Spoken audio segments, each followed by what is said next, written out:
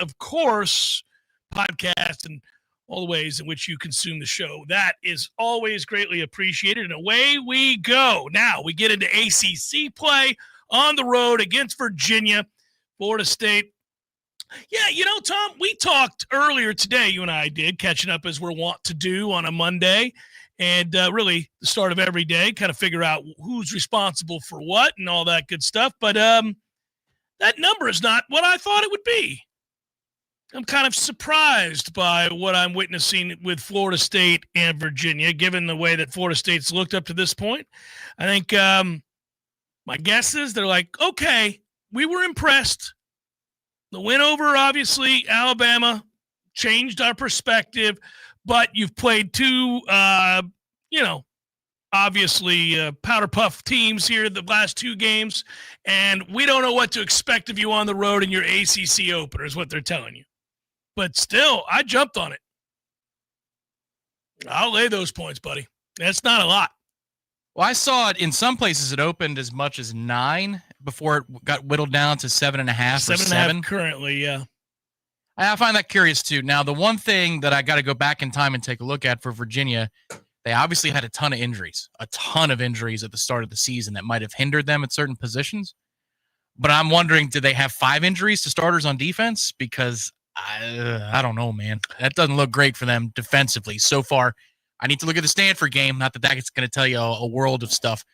But NC State did whatever it wanted to do to Virginia's defense, and they look slow, man. So I'll take a look at the injury stuff. But, yeah, it looks like the offense could have a good day on Friday. I want to dig in a little deeper, too. You and I are looking at this game, at least the start of the week before we deep dive, very much the same way.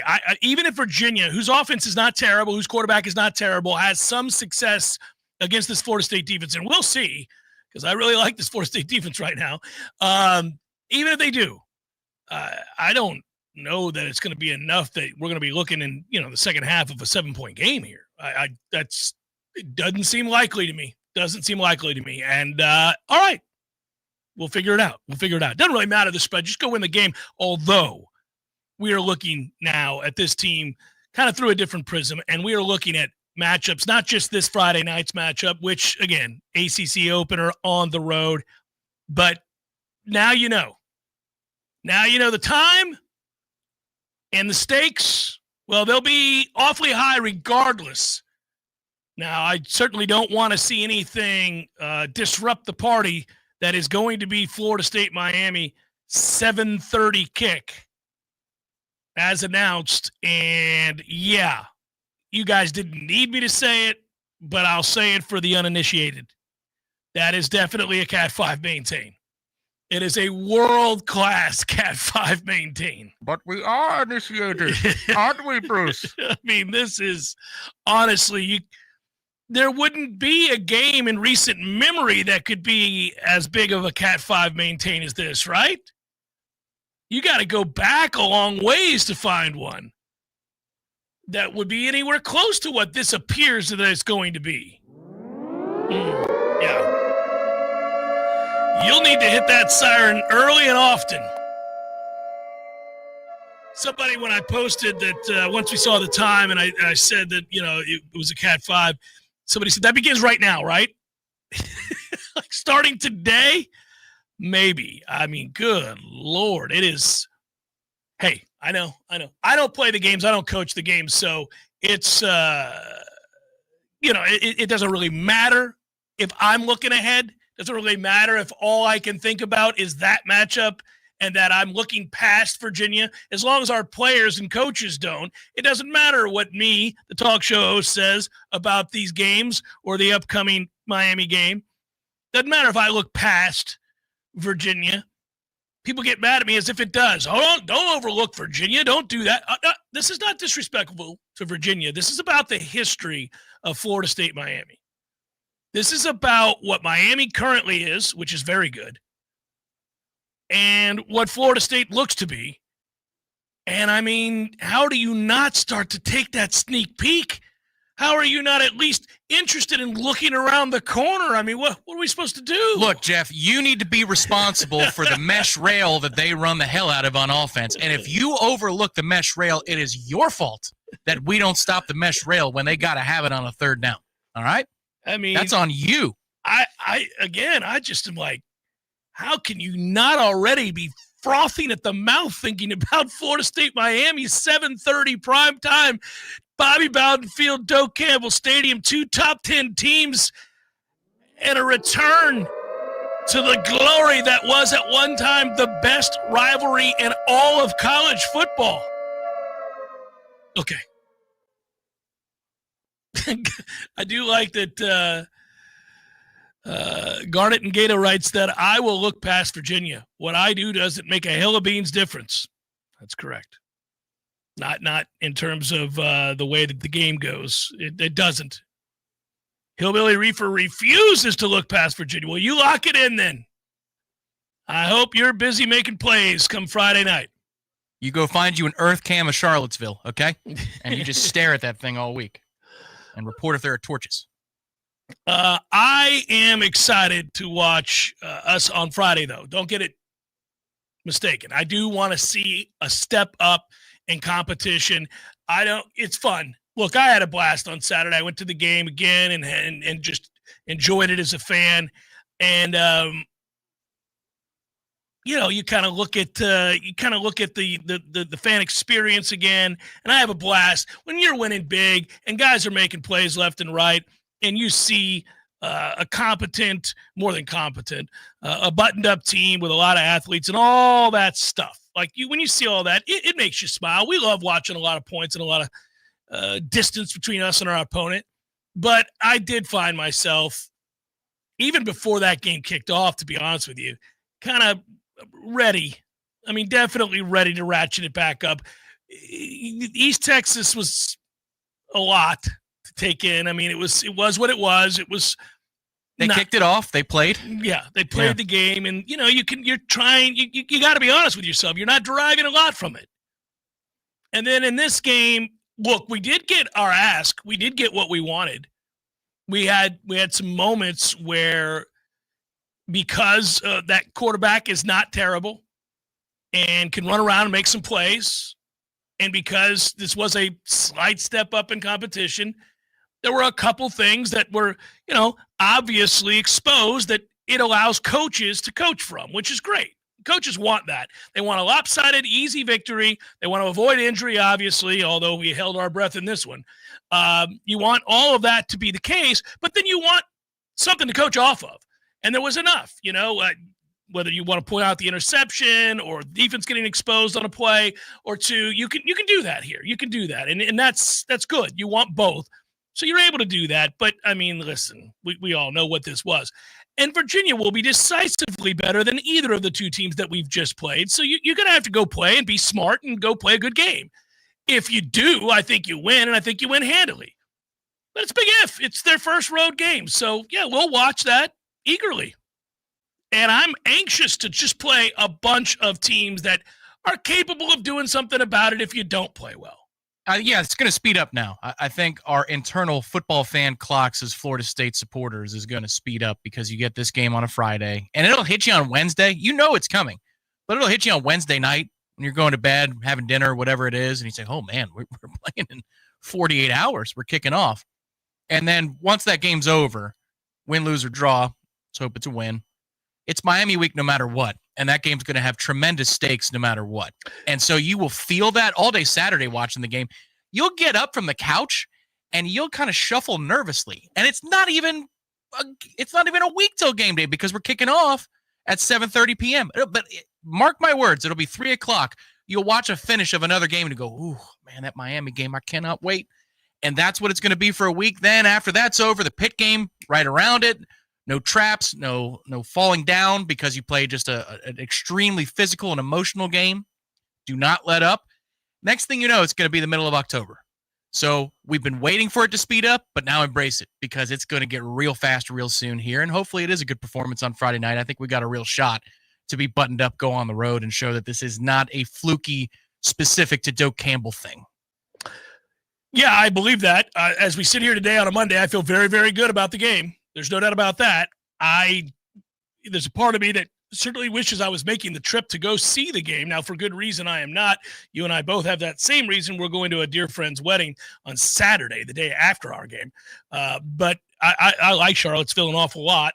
That campus is gorgeous, and it's a quaint place to watch football game. I'd like to go witness what I think is going to be a decisive win for Florida State in person. Well, but you got a high school game on Friday anyway. Right.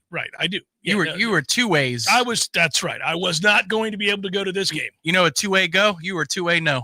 Not going to happen. Yeah, wasn't going to happen. No chance that I was going to be able to do it. You go to NC State though, isn't that after the regular season's over?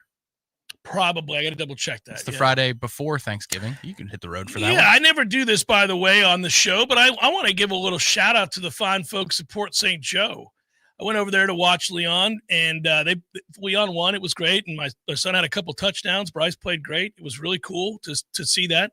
Had a 38-yarder and a slant of about 15 yards for a touchdown. And but those people were kind and welcoming, and that was a charming little setting for a stadium. A wide array of choices for food. I never thought that. I was guilty. I went over there with low expectations. Turns out it's a fine little community. Gorgeous by the water. Stadium's right there. Nice little downtown. All right, Port St. Joe. Good job. I heard the downtown scene, for what downtown in air quotes, though, is quite nice. A couple of very nice bars and restaurants. I was frequent by the water. I got to tell you.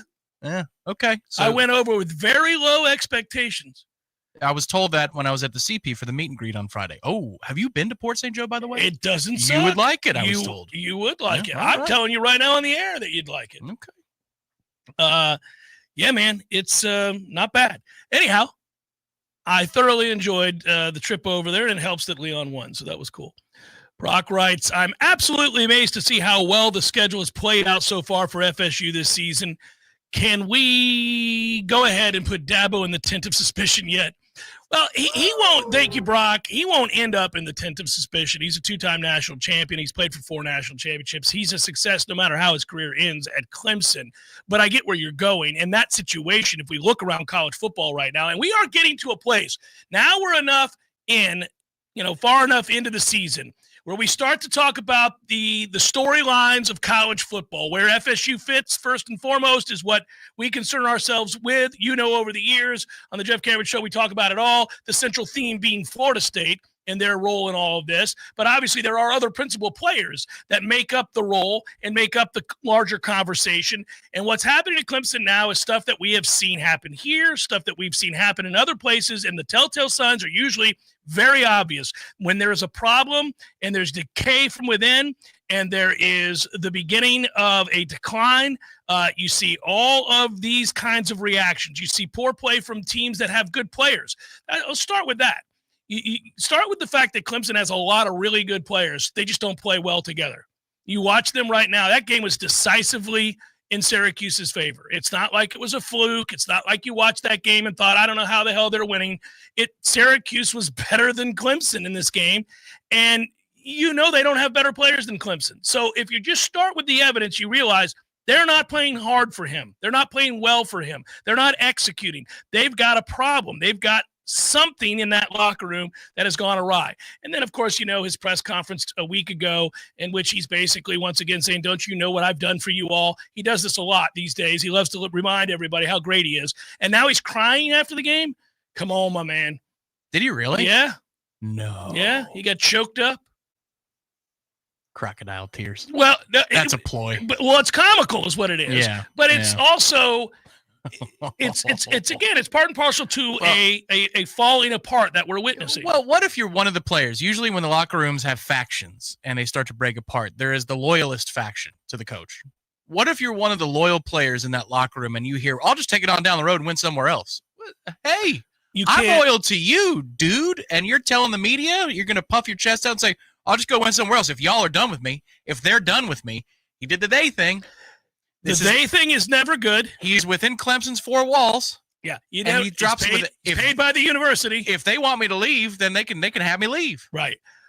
You don't throw around the theys very often when you're paid as handsomely as these coaches are. Not a good idea. Jimbo used to do that too. He did it more the angrier he got, and the more he did, the more I called him out for it.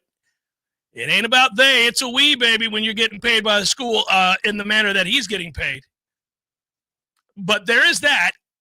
There is also the declaration that you're making to the university and its fan base the moment that you say that. I'll just take it on down. Is that a threat? Are you making a threat to the administration? It's almost for causeworthy. I mean, it's the kind of thing you just don't do. So there's all of that. It's interesting to watch. It's sad. It's very sad. Yeah, I'm all broken up by it. But you look, obviously, Napier, not long for this world at Florida. That's part of the conversation. You're looking at teams on the schedule. We already saw one development earlier this year, Virginia Tech on the schedule. Have a good one. So you've already got a coach fired. It's fascinating what we're witnessing right now. At the same time, if you look along the lines of scrimmage, Miami's built this team this way, and I think it's the smart way. That defense is worlds better than it was a year ago. I mean, they've turned that defense around very, very quickly, in part because they own the line of scrimmage. They do a very good job of owning the line of scrimmage, and their offensive line is very good too. Now, that was inexplicably close for a very long time, and it had no business being. Miami was clearly the better team over the course of the bulk of that game, and yet here we sit at 13-7 deep into that game, and it begins to feel like it's going to be one of those inexplicable Miami losses. 100%. Right. Yes, UF has the ball in plus territory with a fourth down. If they get it, I think they're going to score on that drive, not 3, but 6. And now you've got people wetting their pants on the sideline for Miami, which we've seen all too often before. But yes, Florida only had one first down deep into the third quarter for the entire game. One offensive first down, and yet it's within 2 scores.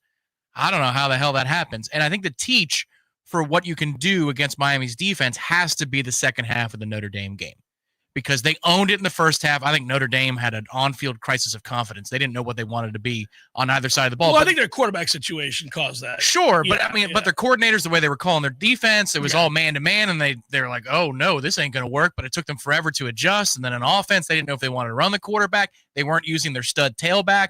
Like, it was a total disaster on offense. But in the second half, Notre Dame flipped that script. For Miami to this point, that's the only 30 minutes of football that has been truly competitive with their defense on the field versus another offense. Because they're on a bye now. That's it. That's all we're going to have to draw from. And then on the other side, all I could think of as I watched Miami's offense and that interior of the offensive line destroy the interior of Florida State's defensive line. Florida's defensive line was Darrell Jackson. All I thought about all night. I'm like, all right, Darrell. Well, it's gonna be the game. We really could boil this all down right now. I mean, we have Virginia though, Tom, and you got to stop looking ahead like you're doing right now. Well, that's right. Mesh rail. No, listen, it's funny. I admonish, and at the same time, I'm admonishing myself, because in my head, I'm thinking of the matchups against Miami. And, look, if you don't go play well, Virginia is equipped to move the football. And they do have the ability to turn this into a game. And you don't know how kids are going to respond first time on the road at night. You already had somebody in the chat say they're making this their Super Bowl. I'm sure they are. It's the best chance Virginia has to turn the season into something that they can get excited about. Obviously, when the Garnet and Gold arrives at your stadium, no matter who you are, it's a big deal when Florida State shows up. It's a big deal for Alabama when Florida State goes there this next year. It's a big deal for every team in the country. When the Spear walks through that tunnel, runs out of that tunnel, it's a big damn deal for those teams and those fans to see the Garnet and Gold arrive at their place. It's a big deal, period, no matter who you are. I don't care if you're Michigan. I don't care if you're Ohio State. Now, I'm not saying there aren't teams like that we feel the same way about when they come out of our tunnel, but we are on that short list. So no matter where you go, you're going to get that team's focused and best effort, and the crowd, as best they can, will put it together and be loud, and you fool around and create, you create some mistakes on your own, cough it up, give up a special teams play, something like that. The next thing you know, we've seen plenty of teams as I like to say, play over their heads. Yeah, that's one thing that the Cavaliers do well is in the return game. They have a dynamic returner, and we haven't punted in 2 weeks. So, first go for the punter on the road in non-garbage time for Mac. I mean, you could see maybe that is part of the recipe if you're Virginia trying to devise a way to have this thing be a game. Also, they want to choke the life out of the football. That's what they did against NC State, and yet they still lost because NC State went up and down the field on their defense. This is it's a fascinating game. Last week, I was all about the total. If you picked either Florida State or the total, you were going to win. This week, not so much about the total because the time of possession thing, the shrinking the game thing, that scares me away from looking at the game total. But I do feel very good about Florida State yards per play. Just hopefully in situations they handle business, red zone, and they don't turn the ball over. Yeah, we have the rest of the week. We'll be able to get into the matchup with Virginia. We'll do a little bit better job as the week goes on because I know you and I want to go back and watch the totality of what Virginia's done. And I know you've already started to dive in. Yeah, I'm done with NC State. I got done with that before the show today. And interesting. Yeah, they're kind of a weird team. Yeah, that right side of our offensive line, looking forward to that matchup. Unless, of course, maybe there's an edge rusher that they were missing. So I need to educate myself on that. Hey, I got to congratulate the Jacksonville Jaguars who tried to make it more difficult than it needed to be. But I said when I was wagering with Mama that this was the time, Jacksonville, you butts needed to stand up and beat Houston in your place. And you know, by the way, that is the first time Jacksonville has beaten the Texans at home for the first time in 8 years. There we go. And it's a cover. I was 30. How about them apples? Yeah. And Bucks also tried to make things ridiculously difficult. They're blowing the Jets out. They've got nobody left. It's a mash unit. And then, of course, that field goal is blocked, and I just started chuckling. You know how some people get mad and throw things? When things like that happen, I just start chuckling. I'm like, oh, of course he blocked that. Okay. And he's going to return it all the way. Oh, well, you see the way it bounces. You're like, there's no chance anybody's going to get him if he picks that up. Oh, he picked it up cleanly. Yeah. Okay, I don't think McLaughlin's going to catch him. I don't think he's going to get him. Yeah. But at the same time, we have the kind of quarterback these days where I'm like, oh, they screwed up. They left too much time. Bake will do it. That's right. Well, and also Fox had a horrible day yesterday, the broadcast. They cut to the sideline as he was at like the 50. I'm like, I'm assuming he's returning it all the way. I was going to say, I guess that's a touchdown. A great shot of Tyrod Taylor watching the play, sure. That was the day, by the way. That was the nutshell. That was the whole thing in a nutshell. That was nobody could get a kickoff. Everybody's blocking everybody's kicks repeatedly. You know, Cleveland, Green Bay, the Rams in Philadelphia, the Bucks and the Jets. I think there's another one I'm forgetting. I mean, they're just one after the other. Can we not block for field goals anymore? What in the world? Now, at least the guy in our game, in the Bucks game, that was a hell of a play. So I've seen safeties make that play. Never seen an edge rusher make that play. He absolutely did it legally. It was glorious. I thought for certain he caught somebody's shoulder pad. He didn't. No, that's athletic. We talk about so athletic that the Jets decided to put him on the edge and not over this long snapper the next time.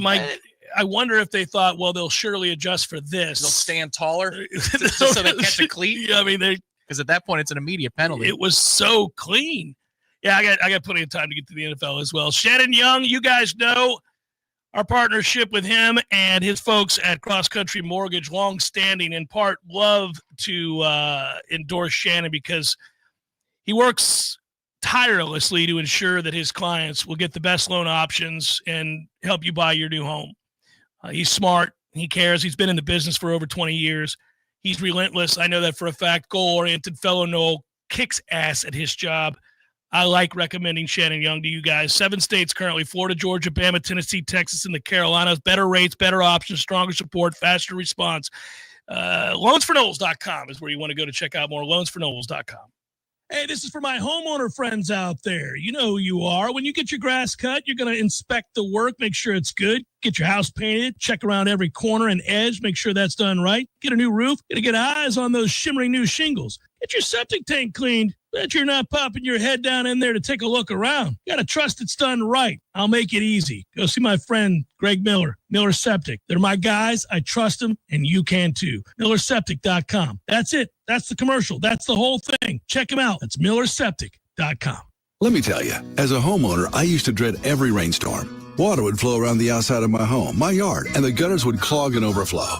I'd have to make sure I had buckets and duct tape ready every time. Then I called New Vision Gutters, and I can see the difference. Now I sleep through the storms. No puddles, no leaks, no clogs, no stress. If you've got water problems, trust me. Call the pros at New Vision Gutters, where they take pride and passion in protecting your most valuable possessions. It's the MVP treatment and the best call I ever made. Hey, you, can't you read the sign? It says, keep off the grass. Oh, but I just wanted to feel it. Excuse me? I wanted to feel what it was like to have an amazing lawn like you do. It always looks so good, even in the summertime. How do you do it, neighbor? They're called Lawn Johns. They come once a week. Maybe you should give them a call so you can tell other people to stay off your lawn. How's that sound? Ooh, yes. I would love to tell people to stay off my lawn. For the very best in lawn care, call the Lawn Johns at 850-322-2567. Stay off my lawn. Hey everybody, this is Shannon Young with Cross Country Mortgage. Been in the industry now for 22 years. I just made the move over to the nation's largest retail lender, Cross Country Mortgage, here to serve you in 7 states, including Florida, Georgia, Alabama, the Carolinas, Tennessee, and the state of Texas. Here to offer better service, better rates, and if you were thinking about buying or if you've been on the fence and been waiting to call me, now is the time. You can still find me at loansforknowles.com. That is, again, loansforknowles.com. I've helped thousands of fellow Knowles get into their dream home, and I can't wait to help you get into yours. Give me a call today. I'm at 954-369-6171, or go to loansforknowles.com. Again, that's 954-369-6171, and that's loansforknowles.com. Equal housing lender, NMLS number 373031. Hey, everybody, it's Ed Dean along with Roger Henderson, also with FloridaDaily.com. Just want to remind you, daily 4 to 6 in the afternoons right here in Tallahassee on Real Talk 93.3 FM. Roger, it is literally the 2 fastest hours anywhere in afternoon talk radio. And if you think the country's going crazy, we'll help you make sense of it all. Oh, yeah, we'll try to make some sense of it. Again, Monday through Friday in the afternoons, Ed Dean, Roger Henderson on 93.3. God gave us 2 ends, one to think with and one to sit on. Success in life depends on which one you use. Heads, you win. Tails, you lose. Hi, I'm Rick Hughes, host of The Flatline. Heard every Sunday morning here at 7:30 a.m. on Real Talk 93.3 Tallahassee Real Talk Station.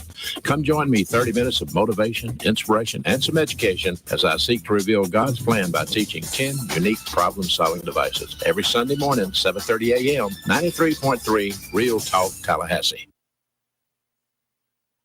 From the championship stage to coaching change and everything in between, Warchant.com remains your home for the best FSU football coverage in the business. Brutally honest columns and features, market-leading multimedia presence across video and podcast, the largest FSU fan community with a staff that combines for over 100 years of experience covering the Noles. When change comes, Warchant.com is your home for analysis from every angle. Warchant.com, your ultimate Seminole sports source. Sign up today. The Jeff Cameron Show is a production of the Warchant.com Multimedia Network. Check out Warchant.com today for the latest news inside Florida State athletics. That's Warchant.com. Now, back to Jeff on Real Talk 93.3. Jeff Cameron Show rolling on a Monday in which we are eagerly anticipating to step up in competition, but also looking ahead from this game Friday to the next one on Saturday, which has now been announced for 7:30 p.m. That is what we figured it would be. It's ideal. It's everything we were hoping for. But then when you see it in writing and you see the graphic as released by FSU football and you know the magnitude of it, what's at stake. You know, look, first of all, again, got to take care of business here. But if you do take care of business against Virginia, and that matchup, as we know, becomes 2 top 10 teams battling it out for ACC supremacy, and obviously the pride of the rivalry within the state and the history, you start to think about the fact that, and I don't want to dismiss a team like Georgia Tech, who's a good football team, but you really begin to start looking long and hard about the fact that this could be the first of 2. I mean, if you think about it, where we think these programs are headed for the rest of this year and the games that are on the schedule and what we've seen from the teams that are on that schedule for both Miami and Florida State, if you take care of business and you beat Miami here, there's a chance you're seeing them again in Charlotte. Now, the interesting part about that is the ACC dreamt of this scenario way back when they invited Miami into the conference. The Canes have failed to live up to their end of the bargain and have only played for the ACC championship 1 time. they weren't competitive. They've never won the ACC title. Obviously, we just did 2 years ago, and it was, double-digit times that we won the conference with 15, 16, 17 times, whatever it is. Point is, Tom, they've wanted this scenario. They've wanted the ACC has needed this for a long time. Now we're getting way ahead of ourselves, but it'll be interesting. This is it could be one of two. Could be one of two. So their game with us, obviously, is under the lights Saturday, October the 4th. They get a bye right after. So they go bye, game with us, and bye. And then they play Louisville on a Friday night. They avoid Georgia Tech this year. I thought that was one of their locked-in opponents. Apparently, I was wrong about that. But their remaining ACC schedule is Louisville, Stanford, SMU. Hey, Louisville, is it one of the few times they have to leave the state? No, that Louisville is playing in Miami. Well, who isn't? Everybody but us is playing in Miami. Apparently, they don't ever have to leave South Florida. They will also be in South Florida on the 25th of October to play Stanford. Then they go to Texas to play SMU on November the 1st. They host 2 more games. It's not a great SMU team, I can tell you that. They host 2 more games where they get Syracuse and NC State in Miami back-to-back weeks. And they finally go on the road to close out the season at Virginia Tech, whatever, and then at Pitt. They've had some horrors up there at Pitt like we have at NC State. So I suppose that could be something that rises up and snatches them. But, it's not necessarily a rematch that takes place in Charlotte. It could be, but it also could be that you have a rematch in that 12-team thing later down the line. And wouldn't that be something? Well, there's any number of scenarios that you start to play out where you realize the magnitude of the rivalry and its return to glory is that it could be weighty. It could be very, very weighty. I love the nerves that it instantly provides, by the way. Tell me that it does. You don't immediately begin to think, damn it, man. I love it. It's been a minute. We've needed this. It's great for the game. It's great for my school. It's great for our profile to play in games like this now that money's involved with the higher profile matchups and all of that. But man, there's also a lot to lose. But that's all right. You're never scared. It's the way it always was. The way it always was, and for a very long time I thought always would be, even knowing that logically that's not true, that these things come and go, and the ebbs and flow of a long period of time in which you watch your team, pro or college, you're going to have the ups and the downs and everything in between. But they were the best rivalry in college football, certainly one of the 2 or 3 best rivalries in college football for a very, very long time. And it just seemed like every year you'd wake up at the start of a football season and you'd go, all right, what's the date on that Miami game? That's the way that was. And I'm for one anxious to see it return to that. Well, it seems like it is returning. I don't know that I'm anxious to see it return to that annually because I'd rather just Miami suck, if I'm being honest. But I don't think that they will. They're committed. We go on the road and look professional, buttoned up, and handle business this week. I will feel extremely confident about that game. Miami is good. Their trench play is very good. Trench play is really good. But they forget to use the guard center guard thing that they did so well on Saturday. I think that's partially the reason that game was so close. I still look at them and say, you got 60 minutes of competent, organized football in you, because what we've done with this night and day change is remarkable. But if you show me that we can do it on the road, I know that the game that we play against Miami is back here, but if you show me that you can handle that extra wrinkle when everything is not perfect from a communication standpoint, and it'll be kind of noisy, but it's just not in your own creature comfort area. If you can do that this week, win by 17, something like that, I'm going to feel very confident about it. It's funny, when you win 2 games by the margin Florida State has won, you get lulled into a sense of security and almost to sleep, because the games have not been competitive by the time you've gotten to the second quarter. The games have been quite obviously over. You're just looking around going, that they can't beat us. This game is over. And now it's a name your score kind of game, and you sit around hoping that nobody gets hurt. The other thing you do when you watch a game like that is how many different kids are going to play, how deep on the depth chart are they going to go? How long is Gus going to keep slinging it?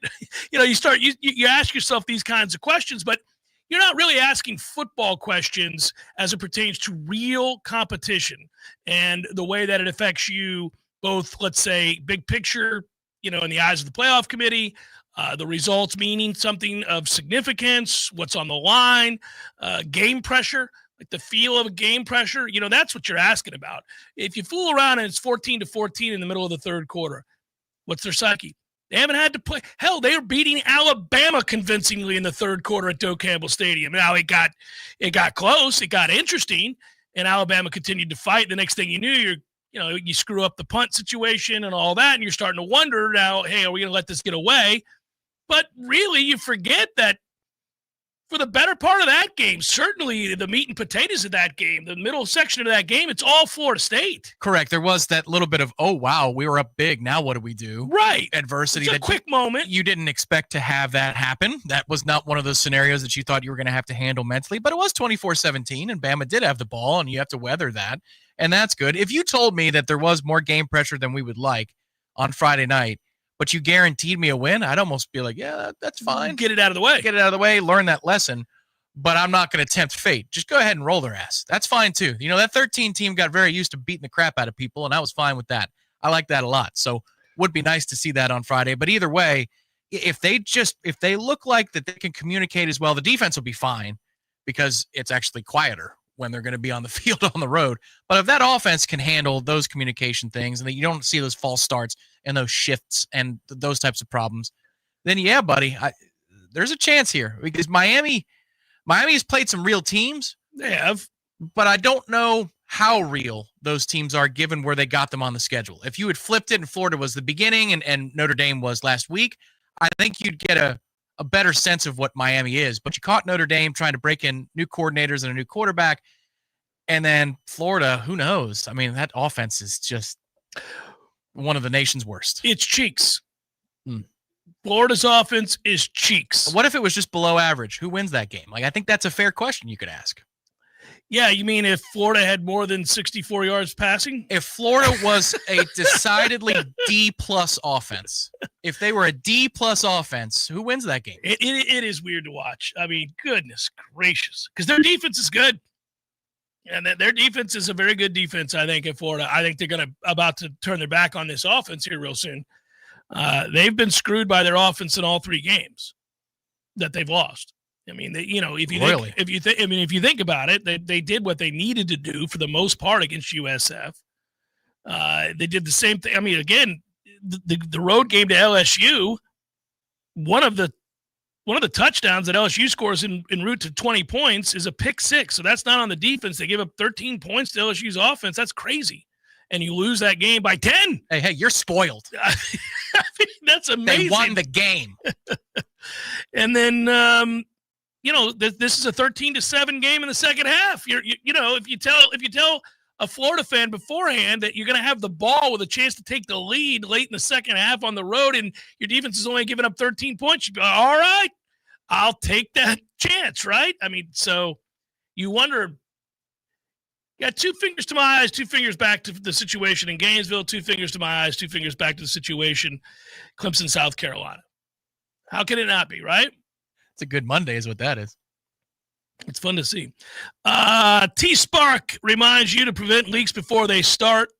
Any large roof issues could have been avoided by fixing small leaks and defects before they worsen. You can detect those defects is what you can do. Fix the minor issues to prevent the major issues.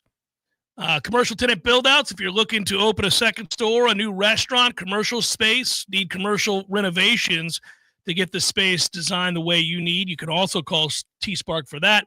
Obviously, wind damage, missing shingles, call T-Spark. Again, really for all your roofing needs, that is throughout the state and throughout the surrounding areas. Give them a call today, 850-766-1340. Call T-Spark Enterprises, 850-766-1340. Your local news now.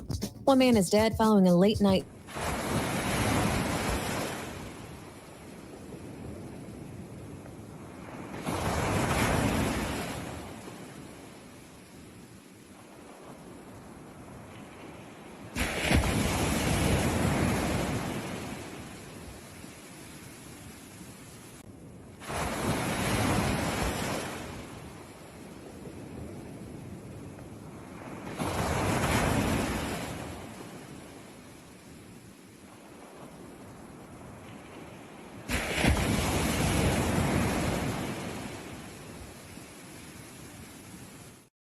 vote of 9-2. This is Rachel and A with your Real Talk 93.3 local news update. Brought to you by Macklemore Systems, Tallahassee's go-to Mac store. Check them out online at MacklemoreSystems.com.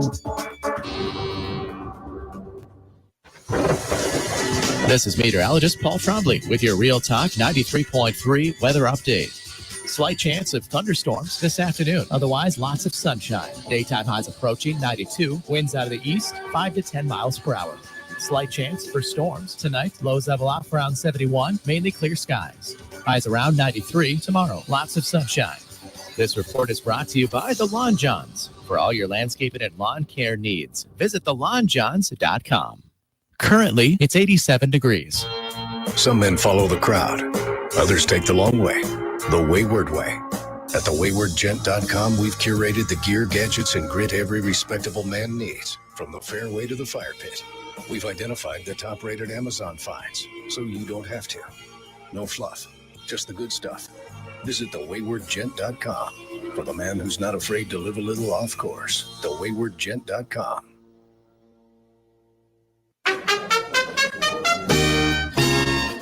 Hey, Jeff, what's up, buddy?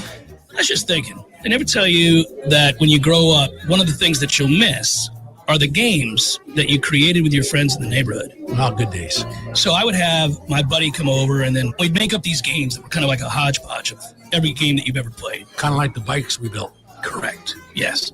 And it's a grand experiment. In the beginning, nobody knows how to play the game, and you argue about what the rules are going to be. And in the end, everybody knows how to play the game. By the end of that summer, you know the rules, the neighborhood knows the rules, and you play that game like it's the greatest game ever played. But they still try to break the rules, right? Oh, if you ain't cheating, you ain't trying. But at the end, Eddie, you're never going to play it again, and you'll think about it the rest of your life. And the best game you ever played was that game. Never been a better one. Hey, you want to have a Gordo Smash, Jeff? I do. I'd like that. Gordo's, bringing the flavor and flair of Cuban food to Tallahassee since 1996. The Jeff Cameron Show is a production of the Warchant.com Multimedia Network. Check out Warchant.com today for the latest news inside Florida State athletics. That's Warchant.com. Now, back to Jeff on Real Talk 93.3.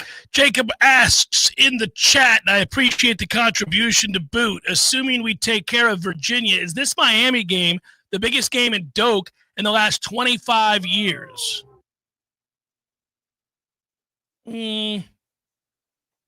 Respectfully, no. Respectfully, no is right. You know, when there's more on the line, I would say that. So you think about, even though Florida State would be a significant favorite for the vast majority of their games at home in 2013, you were playing to try to win a national championship. It became readily apparent very quickly, some might argue, once you beat Pitt, that you had something special at quarterback and you were already loaded everywhere else. So in theory, every home game you played the rest of that year would be more important than this Miami game. And the reason would be that there was more to lose. You could lose this Miami game, and as I said earlier in the show, turn around and play them in the ACC championship game, a classic lose the battle, win the war type scenario, and still make the college football playoff. That's the other part of this, is that the college football playoff has now, unfortunately, the unintended consequences of the college football playoff being expanded to 12 means that there are very few home games that you're going to play that will be as weighty as any that you played in years in which you were vying for a national championship before the playoff existed. By definition, there were years you could not lose a game if you thought you wanted to play for and win a national championship. Losing one game meant you were going to be ousted. So again, by definition, any game you played at home that year, I don't care if you were a 40-point favorite, would be more important than this one. Just thinking back to a couple of examples. 2012 Clemson, in that moment, that game was humongous. It was for supremacy in the ACC and a driver's seat position for a national title bid with a two-team setting, a BCS title setting. The Florida game that year, which we lost with 5 turnovers, that was a massively important game. 2011 Oklahoma, unbelievably huge game. Came out on the short end of it, but that was a humongous game. It felt that way. I don't know that it would be bigger than this one. We were trying to get back into the level of elite college football teams, and Jimbo had this thing moving. Kind of, you could sense it was starting to go in the right direction, but there were no expectations that we were going to be national title contenders at the time that you played that game against OU. Maybe it's because I was starving out of Lost Decade, but I was hoping for it because we had just won 10 games in 2010, and you were turning the keys over at quarterback. It felt like there was an arrival, and EJ gets hurt, and Kenny Shaw gets hurt, and you almost make a run at it. I mean, it was a great night, and in terms of atmosphere, it's one of the great atmospheres that I can remember at Doak, and I've been to a lot of them. But in the last 25 years against Miami, this is on the short list. If the provision is correct and if they're both undefeated, this is easily top 3 Miami game. Oh, in the last sure. 25 No, it years. becomes a huge game. It becomes a huge game. I just think, again, that we've moved in college football into a situation where obviously the 12-team playoffs kind of render some of the magnitude and the weightiness of these games.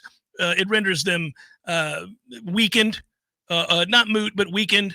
I think that's kind of the sad unintended consequences of expanding to a 12-team, what will eventually be a 16-team playoff. 14 Notre Dame is up there as well because you were thinking that Notre Dame or the ACC is going to get one of the 4 spots, so you kind of needed to win that game. That felt huge too. Yeah. And especially the way it was going. Yeah, that felt huge. And that was a great atmosphere too. And a great OPI call at the end. It was fantastic. Perfect call. The official was all over it. Proper. Knew what he was looking at.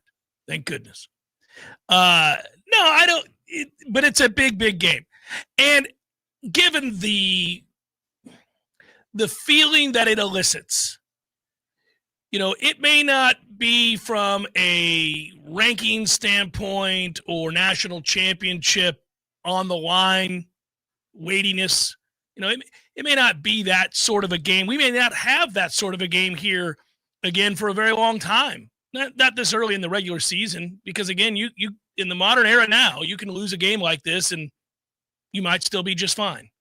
Hell, you can lose 2 games at home in a given year, and it could feel like in the moment you've been kicked in the boys, but you win the other 10. Look, I'm telling you now, Notre Dame goes on to win the remaining games on their schedule. They're going to make the playoff. They'll be 10-2. They will have lost to 2 teams that were top 10 at the time. They'd get credit for, playing 2 top 10 teams, but they didn't win either of those games. Those games need to mean something. But if they win the rest of their games, they're going to get in. I think what scores this game extra points is kind of an extension of the Alabama game, which is we've been down in the lowest of lows after the highest of highs. It all flipped on that, lunchtime program that happened in December of 2023, and then it never got better. Like, it just didn't get better. And that might be a little bit of what's in the stew for the atmosphere that you have, not just the in-state rivalry, not just the top 10 matchup, but also that defiance. I remember that was in the call of the 2014 game against Notre Dame. You could sense the defiance in the crowd. I think all of that energy gets time released a little bit against Miami as well, which will add to that atmosphere and make it truly special and unique. Even truly special and unique separated from Alabama. Well, I think it goes to another level. Oh, I don't think there's any question about that, but let me compare and contrast as you just did those 2 games. I think the Alabama game at the time that, we started this year was of more importance than this game against Miami. I feel it. Now, I'm not asking people who they want to beat more. I'm not saying who it is that you'd rather have a victory over if you had to split the 2, because we hate Miami.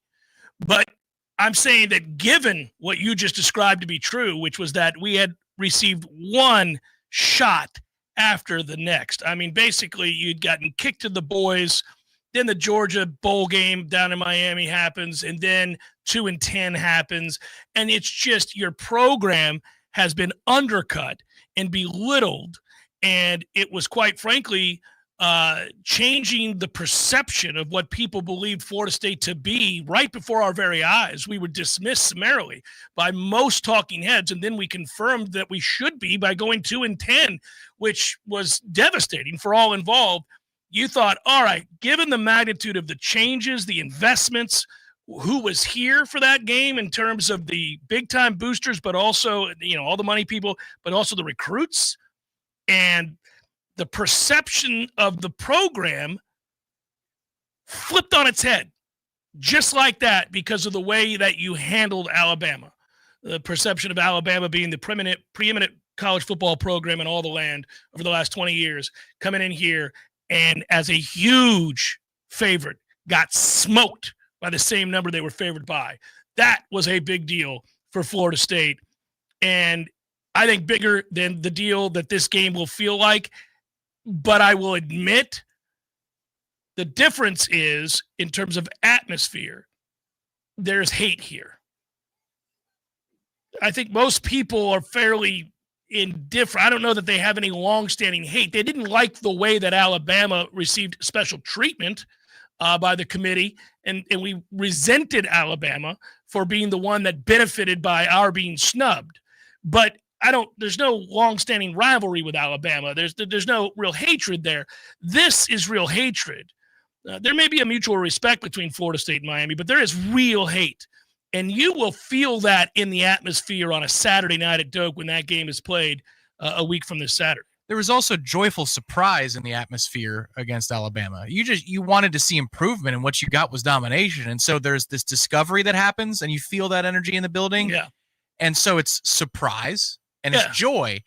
But the other difference for the Miami game is now there's expectations. Changes everything. You're frothing at the mouth because now you know we're good. Now it's how good are we? That has its own personality too. Yeah, there's a lot to lose. There's a lot to lose now. You almost sensed like against Alabama, if you just played well, you would have accomplished your goal. You did so much more than that. But now there's a lot to lose in that. Obviously starting with bragging rights, but then you are in the lead. You are in the role of domineering figure in the ACC if you win that game for now, and you get a jail-free card. Hour number 2 forthcoming. Stay with. Here's the cold, hard truth. Your body needs more than you're giving it to stay healthy. And now it's easier than ever with Vigor, the all-new cold plunge tub from Hot Spring Spas. Available only at Pinch A Penny Pools and Spas in Tallahassee. Cold plunges reduce muscle soreness, boost mood, improve sleep, and so much more. It's not just a trend, it's science-backed wellness. And now you can have it in your own home. Ready to feel alive again? Pinch A Penny has the exclusive home use solution. Visit us on Capitol Circle Northeast and take the plunge. T-Spark Enterprises, roofing and construction services. T-Spark Construction.com. We conquer all peaks. We fix those darn leaks. Call 850-766-1340. T-Spark Enterprises, roofing and construction services. T-Spark Construction.com. License number CCC 1331204. Hey, no fans, our partner ISF Inc. is a national management and IT consulting firm located right here in Tallahassee, Florida, solving the future for state governments through strategy, process, and technology. As a trusted advisor for state governments, ISF knows the importance of defining a clear and detailed strategy. Our friends at ISF can help your organization create a strategy that sets you on a path to success. ISF, your vision plus our expertise brings your brilliant ideas to life. Visit ISF.com to learn more. ISF, solving the future. This fall in Tallahassee, sink into a night of worship and wonder with the Grace and Glory Tour with Crowder. So lay down your Thursday, October 2nd at the Donald L. Tucker Civic Center. Get ready for a night of grace and glory featuring passion music, Louis Giglio, Gary Hobie Carnes, and Cody Carnes. Thursday, October 2nd at the Donald L. Tucker Civic Center. Come be part of something unforgettable. With tickets now at tuckerciviccenter.com.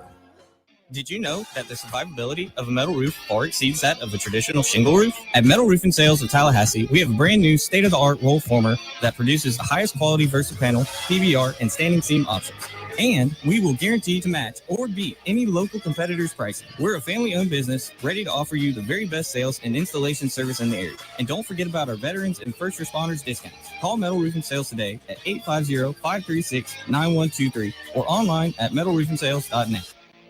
Pay-per-view fights can ring up big bills, especially since in the Octagon there is one every few weeks. That's why the Seventh Hill Tap Room right downstairs from Corner Pocket Bar and Grill carries every single fight. Plus, unlike most pay-per-view bars, there's no cover charge. And drink specials too, like $3 select domestic beers and more. And if you enjoy international soccer, Seventh Hill opens early. $2 mimosas on Sundays, anyone? The Seventh Hill Tap Room, 2475 Appalachia Parkway, just downstairs from Corner Pocket Bar and Grill. Coming up next, more of the Jeff Cameron Show. Live and local on Real Talk 93.3. WVFT, Gretna, Tallahassee.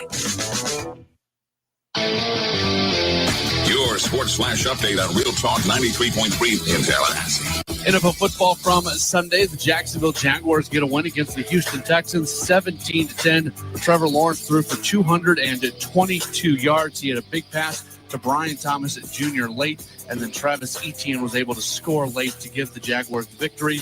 They will play at San Francisco next Sunday. The Buccaneers led big, gave up that lead, and then Chase McLaughlin kicking a 36-yard field goal with time expiring, and the Buccaneers go to 3-0 with a 29-27 victory against the Jets. They're going to match up against the Eagles next Sunday. Baseball from yesterday, Tampa Bay, they knocked off the Red Sox 7-3, and the Marlins get a win against the Rangers 4-2. This Sports Flash is presented by Progressive. Bundle auto and home, renters, or condo insurance and save with Progressive. I'm Matt Pauley on Real Talk 93.3. It's Pro Savings Days at Lowe's. Get up to 35% off select major appliances and save an additional $1,000 when you buy 4 select LG major appliances. Plus, get a free DeWalt 20-volt max 5 amp hour battery when you buy a select DeWalt 20-volt max tool. Get the job done for less at Lowe's. We help, you save. Valid through 9/26. Selection varies by location while supplies last. See associate or Lowe's.com for more details and qualifying items. With the new IHOP value menu, $6 is all it takes to go to your happy place, where stacks of pancakes with bacon and eggs are just $6 every day. French toast, sausage, and eggs are, you guessed it, $6. And fluffy omelets come with a side of pancakes and only cost $6. Go to your happy place every day at IHOP. $7 in some locations. Available every day for a limited time at participating restaurants in the U.S. Hours may vary. No substitutions. Not valid with other discounts or promotions. Prices may vary. Some men follow the crowd. Others take the long way, the wayward way. At thewaywardgent.com, we've curated the gear, gadgets, and grit every respectable man needs, from the fairway to the fire pit. We've identified the top-rated Amazon finds, so you don't have to. No fluff, just the good stuff. Visit thewaywardgent.com for the man who's not afraid to live a little off course. Thewaywardgent.com. Still waiting on that load of laundry to finish? If your dryer is taking forever to dry your clothes, the problem might not be your machine. It could be a clogged dryer vent. J. Walker Enterprises specializes in professional dryer exhaust cleaning, improving dryer efficiency and helping protect your home from a potential fire hazard. Don't risk it. Contact J. Walker Enterprises today and breathe easier knowing your home is safer and your clothes will finally dry on time. Visit jwalkerenterprises.com, the company locals trust. This is G. Deckeroff. In 1979, my friend Guy Moore opened his first store. Over 45 years later, Garnet and Gold is still providing the Seminole Nation with unique ways to show their spirit. As the last locally owned FSU merchandise source in Tallahassee, we're proud to be a part of the Florida State experience and this community. If you're a Seminole like me, this is your store. Garnet and Gold. Go Noles. Tired of watching baseball score updates on your phone? Get off the bench and head to the CP. The Corner Pocket Bar and Grill is your home for all MLB games in-state or nationwide. Enjoy the coldest drinks, Tallahassee's best wings, and watch your team in crystal clear comfort. And if you'd like to compete, come by Tuesday nights for CP Trivia and Thursday nights for Beer Bingo, where you can walk home with cold, hard cash. The Corner Pocket Bar and Grill, 2475 Appalachie Parkway. Tallahassee loves the Corner Pocket.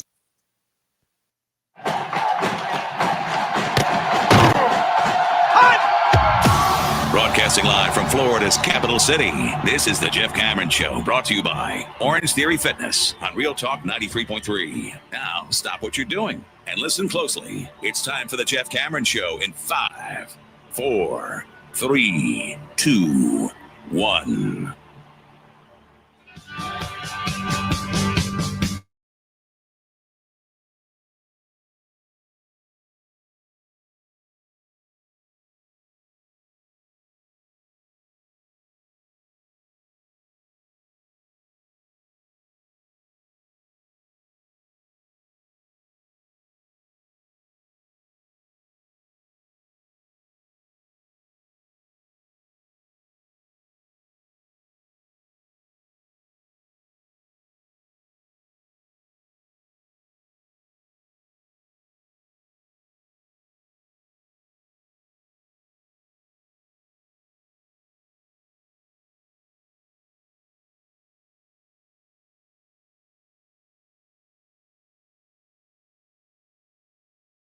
you'll get to see a little bit more in the way of a test and data points and things to judge the team by, all those good things. You'll get a little bit more of that. Ira Schafel to join us this hour at the bottom of the hour. Real quick check during the break, Tom. I did quite well yet again. We are off to an uncomfortably good start with Redemption Thursday wagers. I had Maryland plus 10 against Wisconsin. That's an outright win. I lost the Illinois-Indiana game resoundingly. I won the Michigan-Nebraska game, gave the 2.5, covered there. Washington covered at 19.5 over Washington State. Florida State covered the 45.5 easily. TCU covered the game against SMU easily, minus 6.5. Kansas easily covered against West Virginia, I think 41-10. They were given 12.5. I had the Jets plus 7.5. Probably should have lost that game. Didn't lose that game. That's a win. I had Jacksonville minus 2.5 against the Texans. Narrowly won that game. That's a winner. Keon Coleman did not hit the anytime touchdown, but that is a whole bunch of, you heard it correctly, WLWWWWWWWWL. Holy moly, that's a lot of kicking ass. It's what that is, buddy. You're a charitable fellow. You know, you just give the people a lot of good stuff. Somebody tweeted at me today that, or they tweeted during the week. I didn't see it on Sunday. Like, is anybody else getting rolling big because of Cameron's picks on Thursday? Well, you should be. Should be. Pay attention, everybody. We're rolling over here because I know you'd point it out if I wasn't. Not you, but people. Oh, wow. There are ebbs and flows to this thing, man. This is where, frankly, you don't want. You got two things battling each other. Never bet against a hot streak. And then also understand that you're going to have to fade at some point because we're going to regress to the mean. Yeah, the chances that I continue to pick at like a 75% clip are very slim. For now, you take that overwhelming amount of victory. I believe you said you went 9-1 in a big pool of yours? In my big pool, I went 9-1. The only loss was the Illinois-Indiana game. I played 4 things this weekend, won all 4. Woo! Yeah, 2 max unit, 50-unit max wagers. One was the total in our game. 55.5 seemed silly.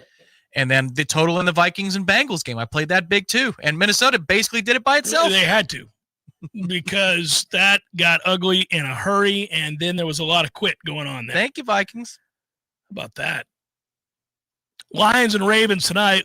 Did you know, and I've made reference to it before, Lamar Jackson is a robust 24-2 in his career versus the NFC. That is ridiculous. 24-2. Ownership against the NFC.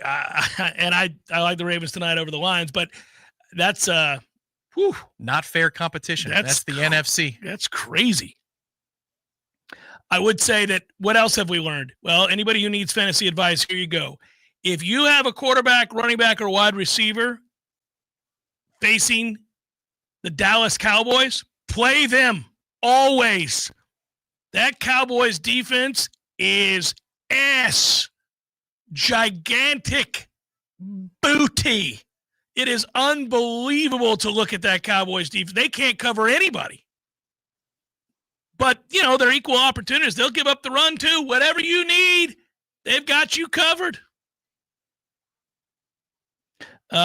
Sydney Sweeney's fan club, I respectfully disagree with you guys on the significance of this game. Primetime versus a top 2 rival. A win will put us firmly back where FSU should be in the state and nationally. Game day. Come on. Oh, Sydney Sweeney, you're mistaking my ranking of the importance of this game with a lack of passion for this game. And again, we play Virginia this Friday, so we need to. Well, yes. The question was, in the last 25 years, is this the most significant home game? Like, no, it's just not. It's not. But it's a big game. But it's on the short list. It's a huge game, and believe me, it will feel as important as any other massively important game we've played at home in a long time. It will feel that way. It may not rank that way in reality, but it will feel that way. I don't disagree that it's important. It matters. But again, I think in a 12-team playoff, sadly, the reality is a game like this would have mattered so much more in yesteryear. You lose this game, there's a chance you're left out. That it was a winner-take-all set of circumstances. But that is no longer the case. It is not a winner-take-all set of circumstances. Not only could you lose that game, you may play them again in a bigger and more important game. Not in the same location, but you might. And so I just, it's not. But I care deeply about it, and I appreciate your contribution and your thoughts on it. First name John said he heard Kirk say, we'll see them in 2 weeks on game day the other day. Has been confirmed that game day will be in town. It did. Okay. I've never boycotted it. I still watch it. I know what it is, but I watch it knowingly. Usually it's while I'm making the kids eggs or something and doing, I just got it on in the background. But I heard him say that. He was like, well, we'll know in 2 weeks when we get to Tallahassee. So he was talking about that.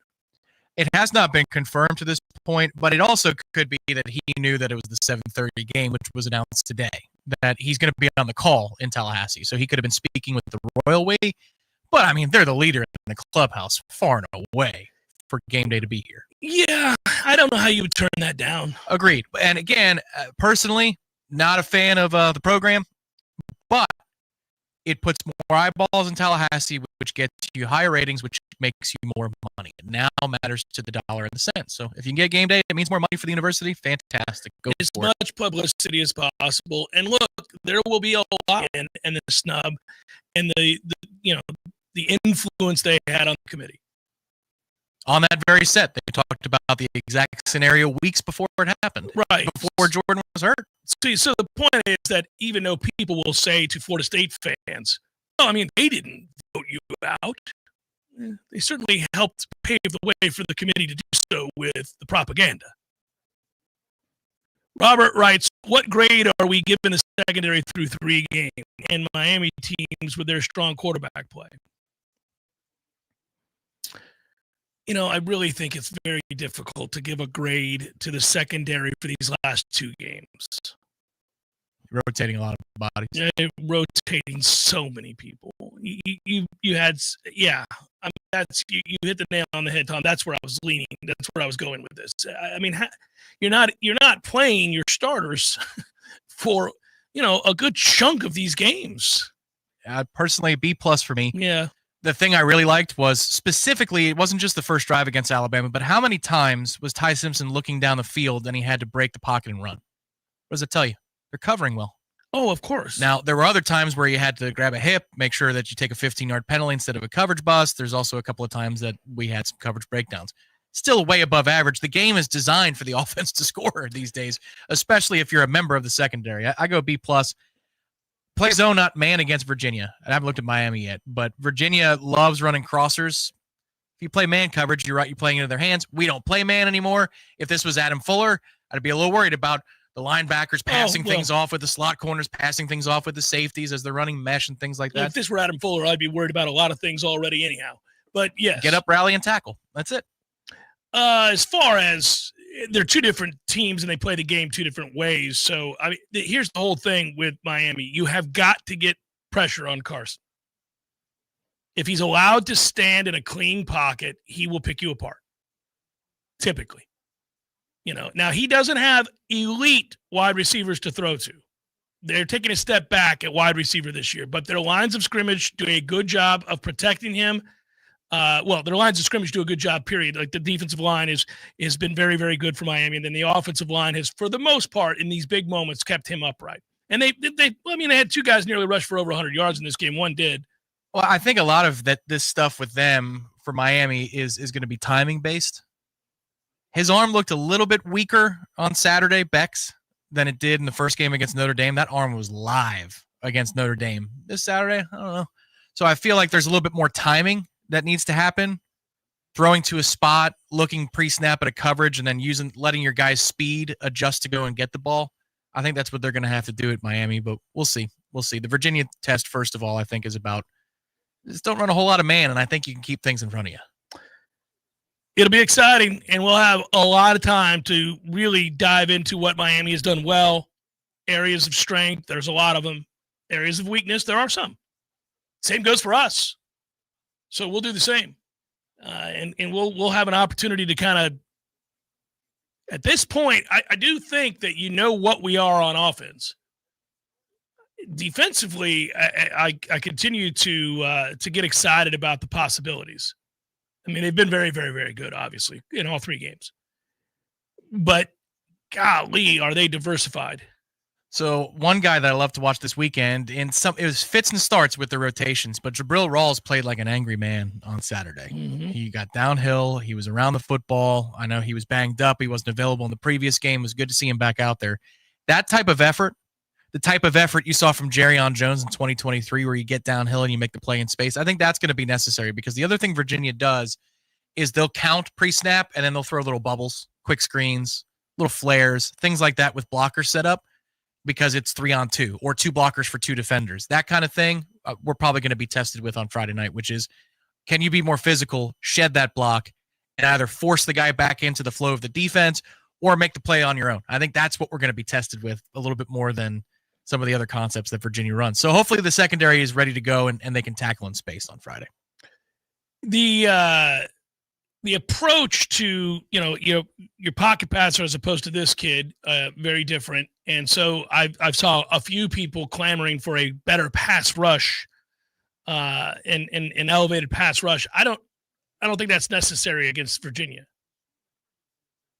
Now, it's not one of these things where I'm dismissing Virginia. I'm saying that you got to be careful with Virginia's quarterback. He can make you pay if you miss. So to me, obviously you got to get a better pass rush against Carson Beck, but we got a good pass rush against Ty Simpson, who's actually playing really good football now. And it'll be interesting to see that Georgia game, which listen, we've got an opportunity this weekend to see 2 very big differentiators. Penn State, Oregon, Georgia, Alabama. You get a little bit more clarity. We just need a little bit more clarity. I think you want to see the eye-popping numbers from an edge rusher, and I do too. That's always fun to watch. Miami certainly has those guys, right? And just true defensive ends that make plays. But this is a team effort for the front of 3, the front of 4, sometimes 5 guys at the line of scrimmage. So it sounds like it's a cop-out and glossing over perhaps a weakness that Florida State doesn't have a pure dominant edge rusher, and that's probably true. But Tony White is scheming it up so that somebody different becomes the star and a havoc wreaker on every given play. So that's something to watch for this game Friday, too. It's not necessarily is James Williams going to wake up? Can Jason Jenkins do this or that? No, watch and see how they're scheming the tandem of the 3 or 4 guys up front and see who they're trying to free up to make the play. You know what? I do worry they've yet to really be burned with all the different ways in which he dials up pressure. It's coming at some point. They really haven't had that moment where you're like, oh, perfect call against that play. You haven't really seen it. Not even against, they had it against Alabama, but then we did the right thing and interfered. Yeah, correct. There was one, I'm talking just the front action on Saturday where I think they run left as we're stunting something to the offense's right, but it's like a gain of 4. But against Virginia, that could be a 15-yard play. And you go, well, son of a gun. Okay. Well, first of all, we just have to assume, and I think rightfully so, that teams are going to have more success than the teams that have played us so far. There are going to be days in which somebody's feeling it, some coordinator's in a good rhythm, and there's a matchup that they can isolate that is a problem for us, and we'll have to adjust. Florida State hasn't had to adjust much at all. They had 2 thoroughly overmatched opponents the last 2 games, so this was just, I'm physically going to whoop your ass, and there's nothing you can do about it. That's not much in the way of scheme to worry about. And then they really did a good job of confusing Alabama with all of the different ways that they attacked, all the stunts that they used, but also stopping Alabama from running the ball after the first drive changed everything about where Ty Simpson was going to be. And then they also took Ryan Williams' will away by playing as physically as they did. Hitting his ass repeatedly. They hit him repeatedly. Now, the other guy tuned us up, but they took away the star. So let somebody else get theirs. Isn't that one of the 101s of coaching is we're going to take away the thing that you do best? Yeah, and if somebody does, you tip your cap or adjust, one or the other, but yeah. Yeah, and Virginia does have a playmaker on the outside too. We'll see what that looks like, but man, that first test we had was not nothing, and it's weeks ago, so it feels a little bit lost in the shuffle, but that Alabama test was legit, man, and they passed it. My Virginia guy heard us talking, listening to the show. He's a UVA graduate, diehard Virginia guy, doesn't miss a game. And he texted me and he said, look, Virginia's all banged up on the offensive line. That's certainly not going to bode well against your front 7. And he was just kind of texting me some stuff. He's watched all of Virginia's games and said, I'm a little concerned. A little concerned about their offensive line. They've got a really good running back in Jamari Taylor, who if you're not leveraged up properly will run your ass over. He won't bail you out. He won't go down. Like we've had running backs here, one of which who had a good Saturday, whose early reputation was, man, if anybody breathes on him, he goes down. That is not Jamari Taylor.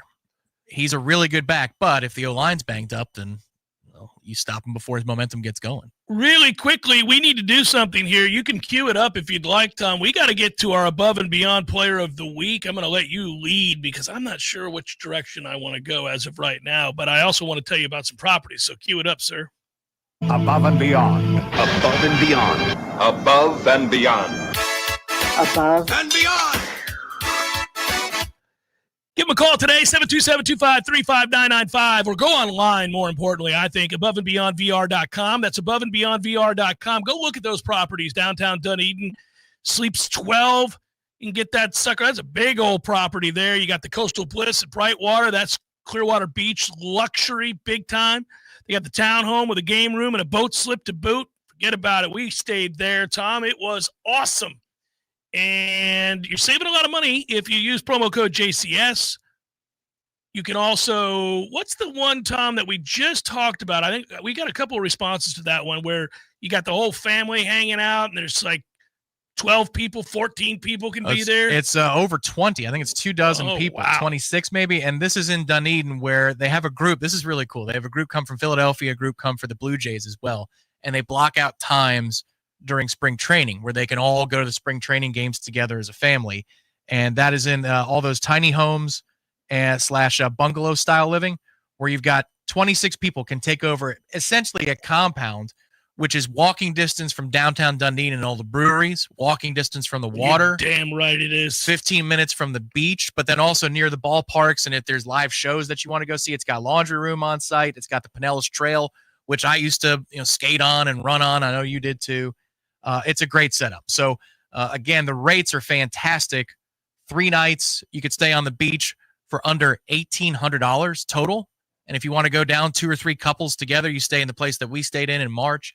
The rates are outstanding. You can either stay on the water or stay in Dunedin and have a whole lot of things to do in a Main Street area. Aboveandbeyondvr.com. Make sure you use the promo code JCS. Save even more good times. Okay, do you want Micah Danzy or you want to give him to me? Or did you? Well, you can go first. I'm taking. I lied. Well, hey, if you want Gavin Sawchuk, go with him. You got 2 touchdowns. Extol the virtues of Mr. Danzy. You got. Well, I don't need to. We all know what he did. I mean, it's kind of crazy at this point with the way it's. I think he's averaging. Let me double check this. Yeah, is it 31.5 yards per catch? Yeah, it's 9 touches, 299 yards. Yeah, 9 touches, 299 yards. 2 receptions, 112 yards in this game, and one of which he had to break back for and use some, actual skills as though he's in the low post or something. Obviously, the gallop. It's deceptive to many a defender who takes the wrong angle. They know who he is. He's one of the fastest guys in the world. And yet they take that angle, and you're like, well, buddy, that ain't going to get it done. Well, and that's one thing I've seen from Virginia so far is those safeties and those linebackers, as your mom would say, bless their hearts. Bless their hearts. A little slow. So I wonder if they're going to play back and don't let anybody behind them, or if they're going to have to pay the price once or twice in this game down the field. A little pitch and catch afternoon or evening, I should say. Just a little choo-pa-doo-doo. So that throw from Tommy, the second one to Danzy, that's the best throw I've ever seen him make. You know how strong your arm has to be to put that on a dot and not overthrow or underthrow Danzy? That was a beautiful, phenomenal throw. Yeah, best throw he's made this year, and he's made a few good ones. So, yeah, credit. Hey, look, Castellanos has to love the fact. Now, he didn't love the interception, but he's got to love 10 of 13 for 205 yards. Like, if that kind of efficiency, okay. It's been like 14 passes, 16 passes, 13. Yep. I mean, yeah, he's hardly had to throw the ball. If this was a pitch count for the season, the general manager would love where this guy's at. It's phenomenal to watch. My above and beyond player. I feel like you do when you have to bring up how amazing Shohei Ohtani is often enough. Are we paying enough attention to how great this guy is? Well, Cal Raleigh, 58 home runs. 58 home runs for the Knoll. That's unbelievable. And he may very well get to 60, and there's an outside chance with the competition they have that he could get to Judge's 62. I mean, it's unlikely, but he could. He does. He hits in streaks. We've talked about it. Rockies and Dodgers who are going to be using backup arms over the weekend. But Rockies especially. I mean, you can really get. It's not a Coors, unfortunately, but still. You can get rich against the Rockies in a hurry. And yes, he is Mr. Bunches with the home runs. It wouldn't stun me after game 1 of the series if he's at 60. What a season. What a cool season. And a great guy. And so it's fun to watch. And this is one of those kinds of years, Tom, where you have a season like this, and no matter what you do the rest of your career, this is etched in the lore of baseball forevermore. It's not only is it record-setting, which he's legitimately broke records, but now you've changed. You've altered who you are in the game of baseball for the rest of your life because of this season. You are Seattle royalty, no matter what, and you are the most powerful switch hitter, most powerful catcher in a single season in the history of the game. That's unbelievable. Yeah, it's pretty amazing. AboveandBeyondVR.com. That's AboveandBeyondVR.com. Or you can give a call today, 727-253-5995. Do so. You won't be sorry. Great properties. Over 30 properties. 18 of those have pools. Forget about it. It's perfect. Irashfel, Warchant.com. Set to join us next. Go custom with your window coverings with help from Budget Blinds of Tallahassee. Budget Blinds brings their showroom to your home with dozens of color and pattern choices. Just tell them what you love and they'll make it happen. From designing custom draperies and Roman shades to color matching your blinds and shutters. I'm Gary, the local owner of Budget Blinds Tallahassee, where you get beautiful style and expert service for any budget. Call 668-4835 for a free consultation online at budgetblinds.com/Tallahassee.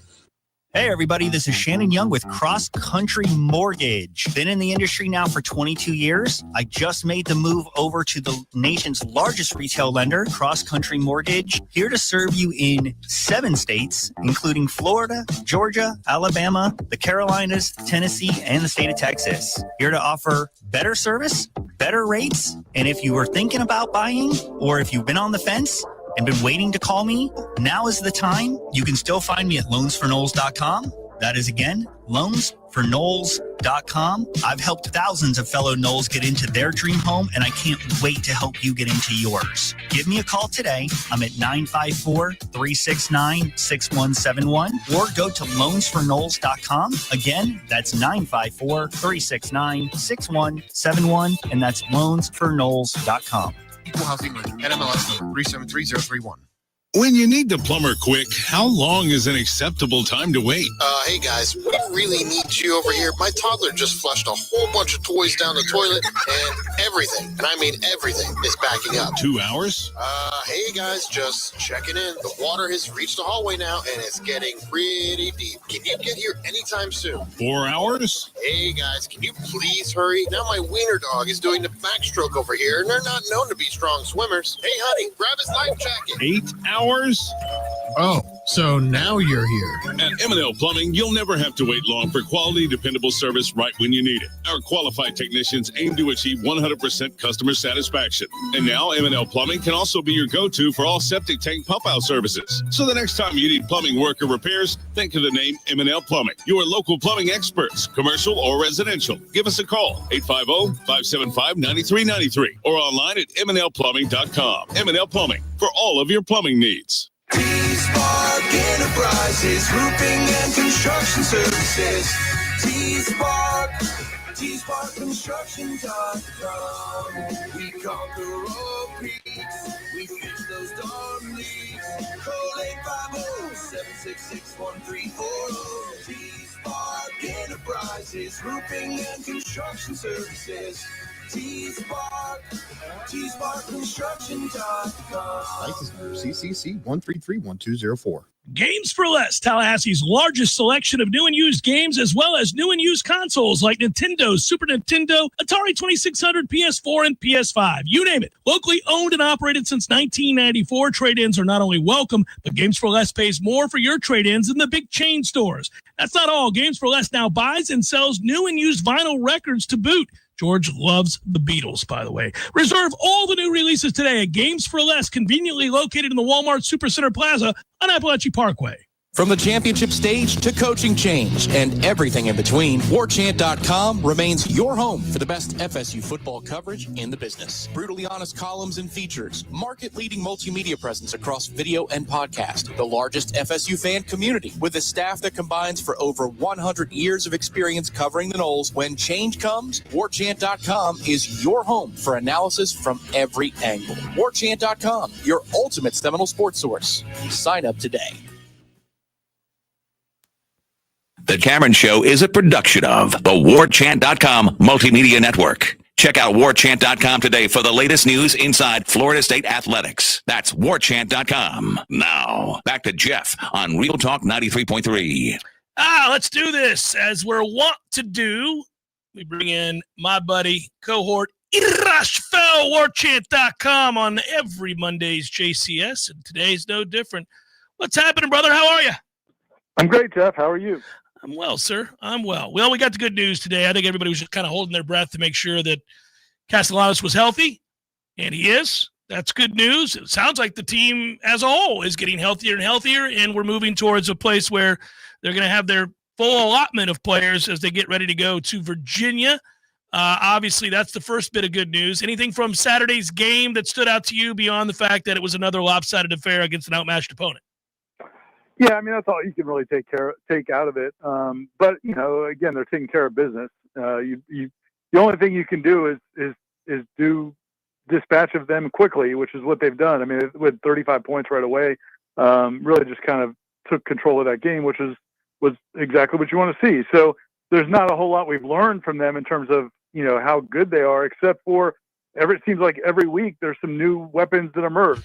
Kai Danzy is obviously more than just a guy who can score on an end around or a reverse. I mean, those were impressive routes and catches in that game the other day. So yeah, it just it's like every time you see this team, it seems like there's something new that pops up that catches your eye. It's kind of cool. I like the way they're handling certain players and kind of grooming depth. It was great to see Sam Singleton get 10 carries and to do something with it. He was very good. Again, outmatched opponent, but 86 yards, couple touchdowns. They're trying clearly to keep some people involved. And, you got to balance that. Cam Davis looked good in his outing. Usman Chroma with 4 carries.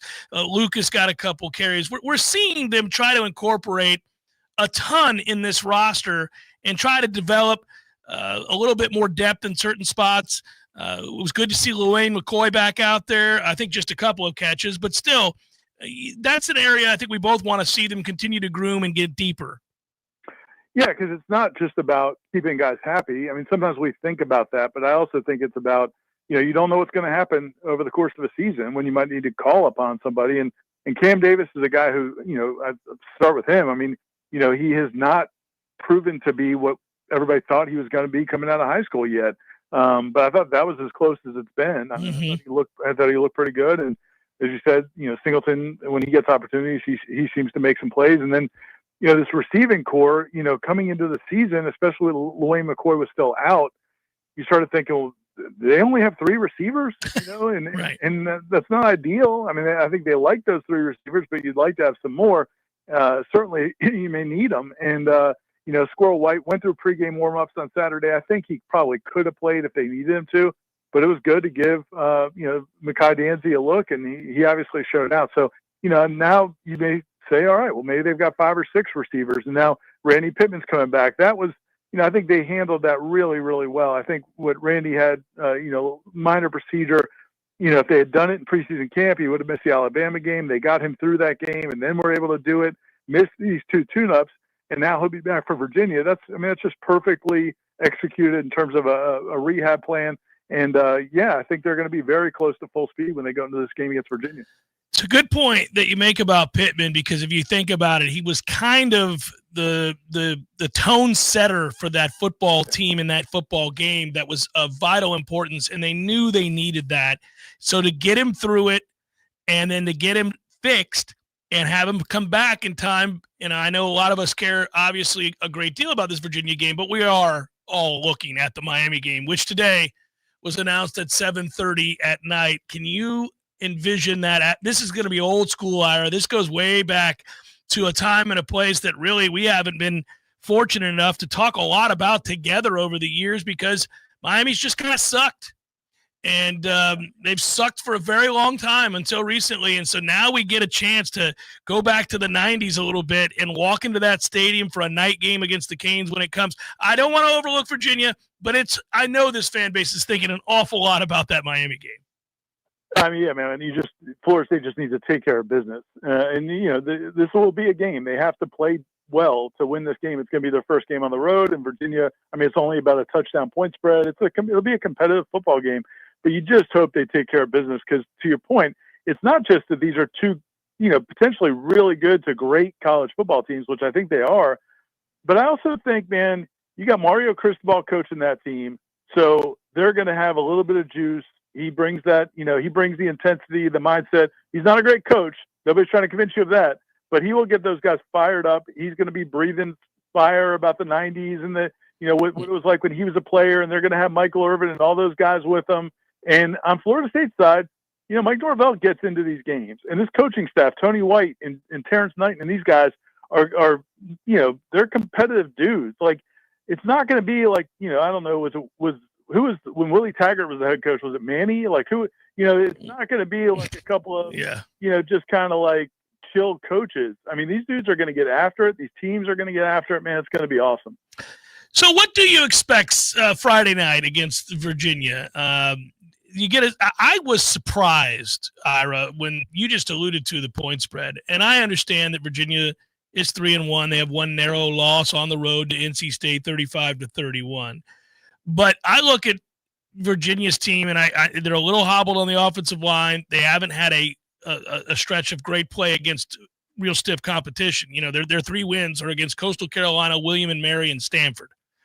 And I know that you could turn around and say, well, these last 2 wins for Florida State. Yeah, but they beat Alabama by 2 scores. So to me, I thought this number would be closer to 10, maybe more. How do you see this game playing now? I just think there's so many unknowns because exactly what you just said. Neither team. I mean, Florida State does have a game against Alabama, which we can certainly take something from that. But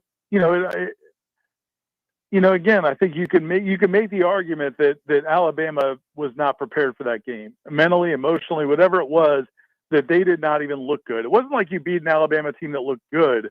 They didn't look good. Like, we were worried after that game that Alabama may go 2-8, 2-10 or something.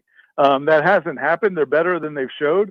But it wasn't like they, now you can make the case that Florida State made them play poorly, like just how they were physical, but it's just hard to know because the other 2 games were against, cream puffs. And so then when you look at, Virginia, yeah, they haven't played anybody good, and they did lose to NC State, but they have a quarterback. And I think that's the equalizer. I mean, this is a kid that, he had a pretty good reputation coming out of high school. He's been at a bunch of different schools, but he's playing at a high level, and that gives you a chance. You're at home with a competent quarterback.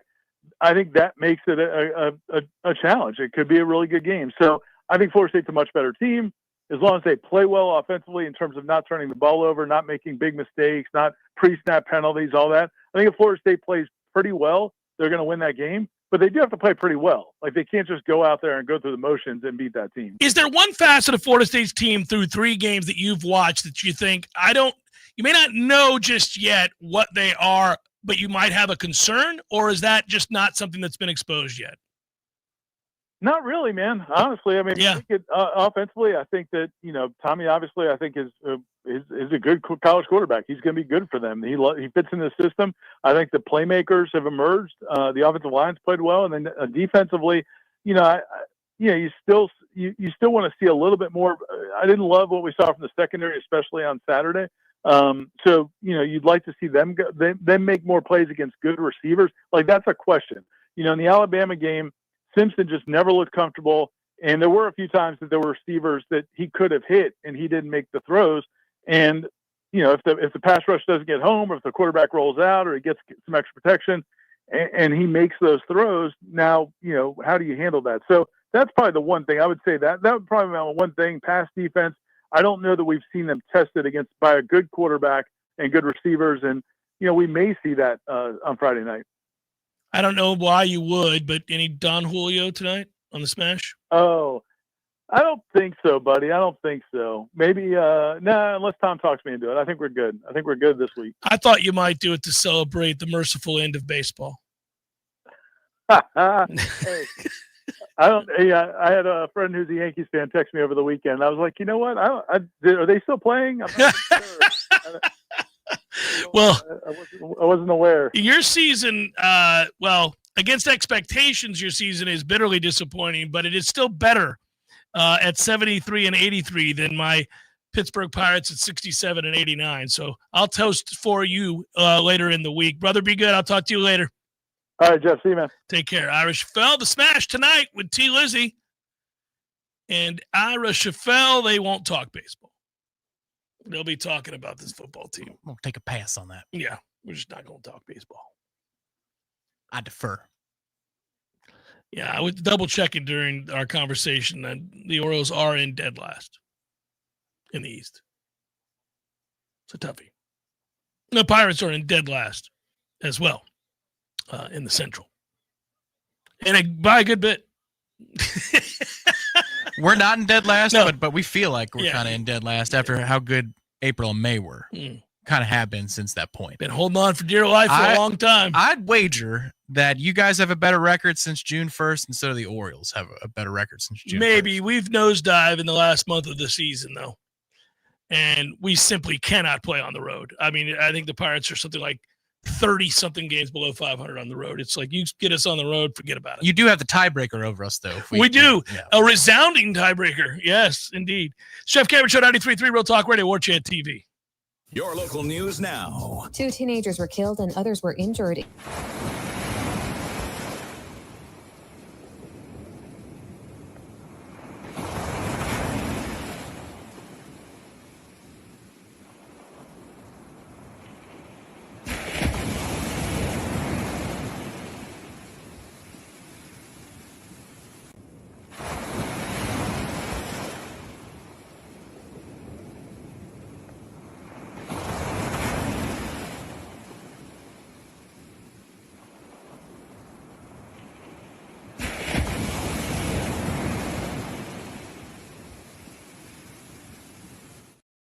Female was also pronounced deceased. The cause of the crash is still under investigation. This is Rachel Anay with your Real Talk 93.3 Local News Update. Brought to you by Macklemore Systems, Tallahassee's go-to Mac store. Check them out online at MacklemoreSystems.com. This is meteorologist Paul Trombley with your Real Talk 93.3 weather update. Slight chance of thunderstorms this afternoon. Otherwise, lots of sunshine. Daytime highs approaching 92. Winds out of the east, 5 to 10 miles per hour. Slight chance for storms tonight. Lows level off around 71. Mainly clear skies. Highs around 93 tomorrow. Lots of sunshine. This report is brought to you by the Lawn Johns. For all your landscaping and lawn care needs, visit thelawnjohns.com.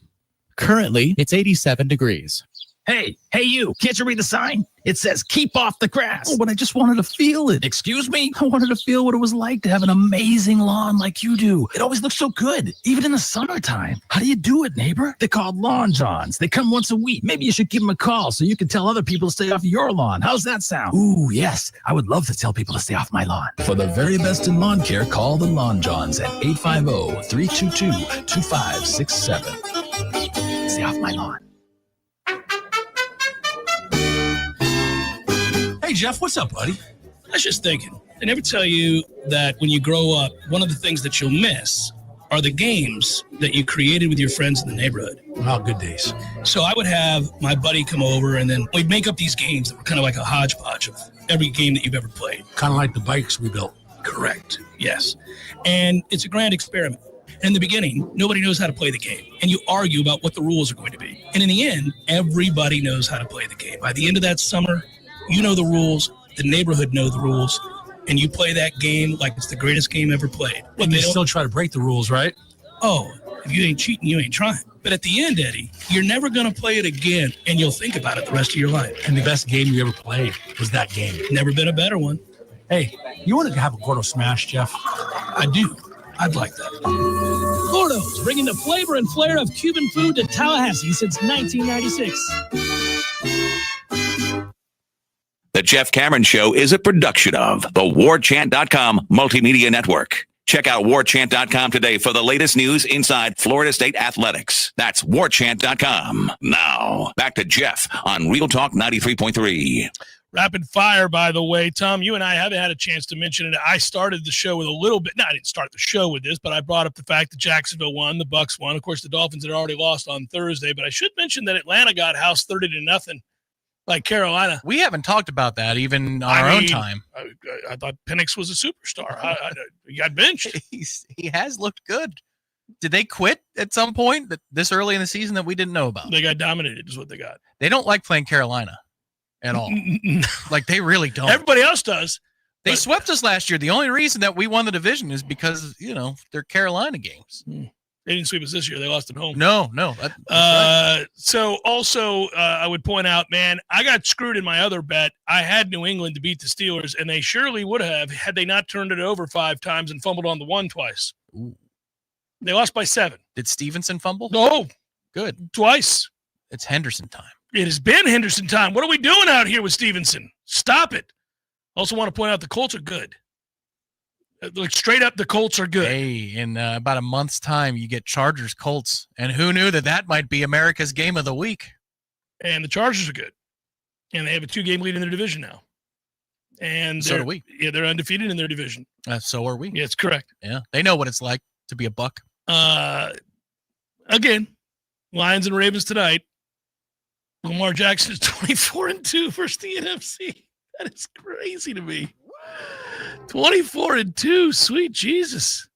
Doing something. Seth writes, late to the topic, but we could potentially play Miami 3 times this year. Obviously, a lot has to happen, but not out of the question that we could get an ACC championship game rematch and then see them in the playoffs. It's true. It's true. It would be like a boxing poster.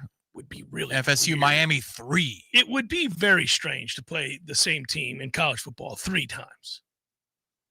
We could potentially see Miami 3 times and Alabama twice in the same season. That's what the playoff does now. Yeah, I don't like it. I don't want to have to beat somebody multiple times in order to come out on top. That's okay. If we took on Alabama against Simpson and run out of time, go, ooh, I don't like them. Perhaps. They make me feel uncomfortable. Well, perhaps. But at this point, we'll see. Did anybody mention Napier or Dabo? Yes, Robert, we did in the last hour.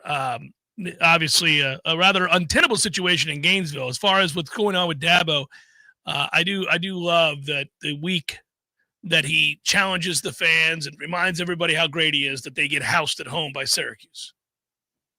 It's hilarious. He's out of characters. Maybe he's going to come out this week as Baby Billy and put on the big glasses. And be like, now, here's what I think. Listen here. It would be great. And then if he really went into character and asked for, an 8-ball of cocaine and $2 million. Well, Baby Billy did. Baby Billy did. Yeah. Because I'm selfless. No, I don't. The fact I make no money off of this. The fact that Dabo was tearing up while they were singing with the band, I'm like, get it together, man. Stop it. Baby Billy's Bible bunker. Yeah. I mean, it is. Oh, by the way, yeah, the Gus Bus graphic we have not posted today. You should, just because we like to smile at it. Let's all do so together. Have you seen the video that we run during the postgame show?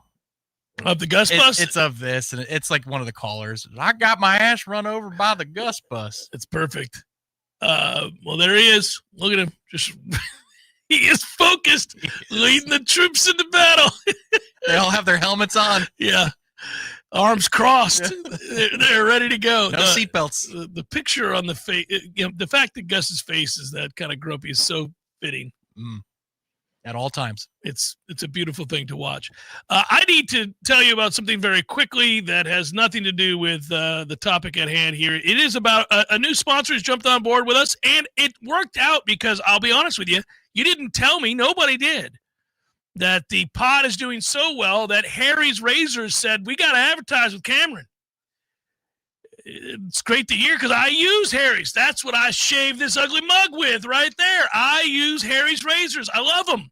I discovered them quite by accident a long time ago. and did so. I'm a razor trier, Tom. That's what I do. I'm like, oh, well, there's a razor. I'll try that one. If you got a razor, I'm going to give it a shot. I'll give it a shot. And I tried Harry's, and I loved it. And now I'm not a razor trier.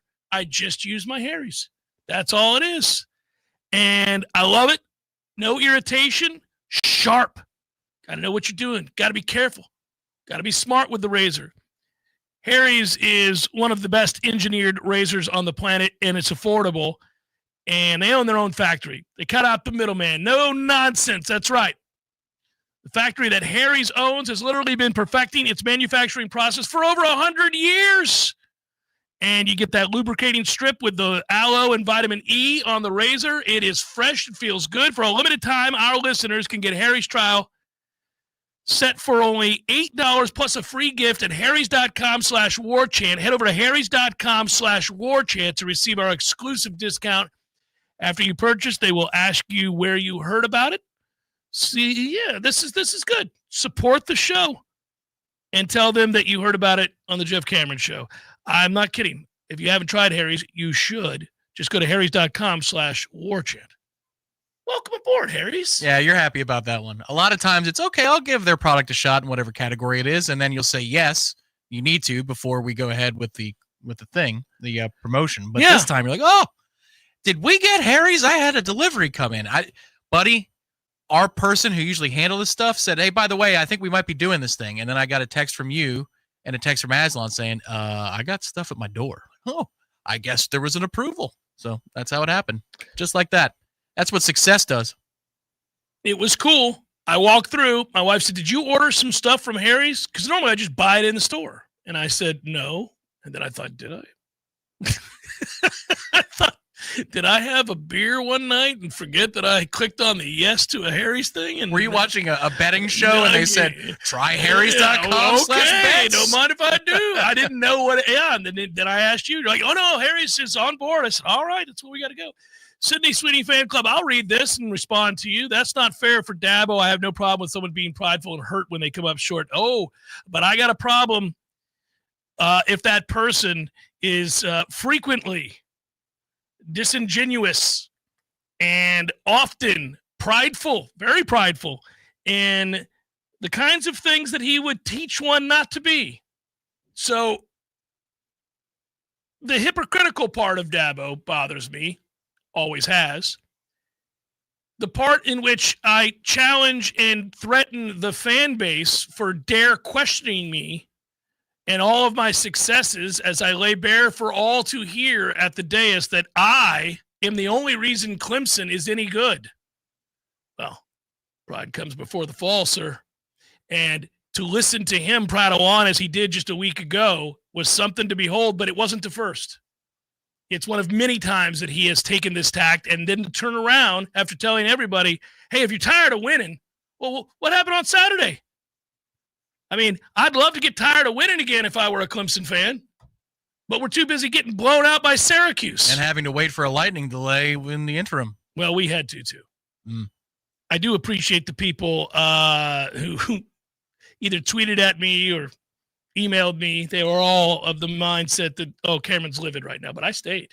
You did not. I did. I stayed the whole game. Because of the luxury? Yeah. I mean, I was, yeah. Was in a low because you could spot. retreat to the leather couch. No doubt. Are there leather couches in there? Oh, the most comfortable leather couches you've ever sat on. That's for the game. I'm sitting on one for the game. Is it light jazz or is it classical music? What's going on in Got there? every game in the nation on in front of me. Mm-hmm. So it's... You have a private bartender in there? Yes. Okay.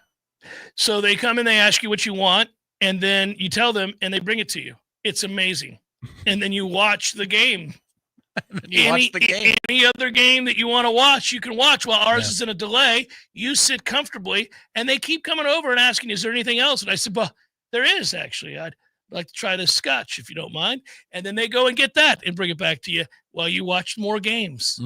There's no reason to leave, Tom. There's just no reason to ever leave there. Well, your boy tried to warn you. I got the heads up from the press box that the lightning delay was coming down. So I said, if you're trying to beat the traffic, now's the time. But you didn't need to.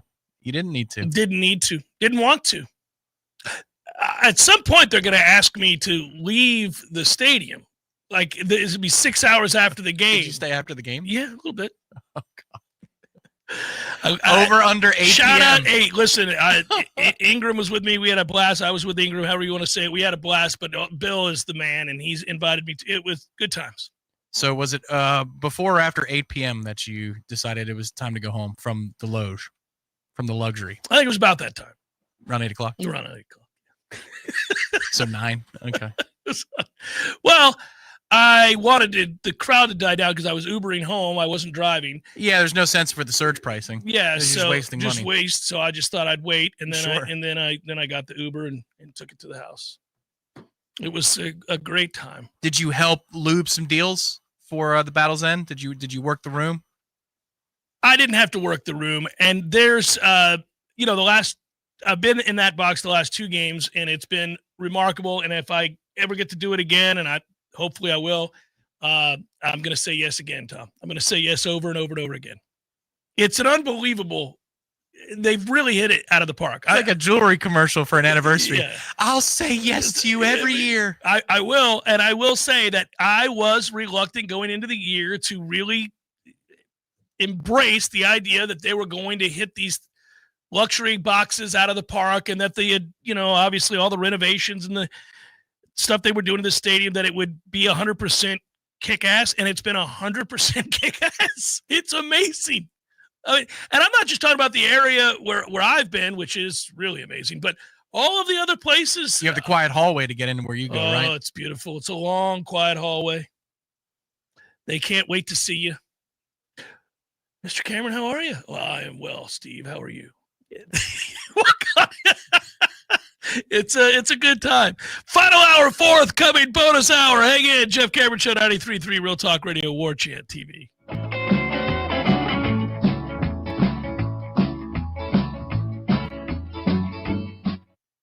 Let's be honest, we all have way too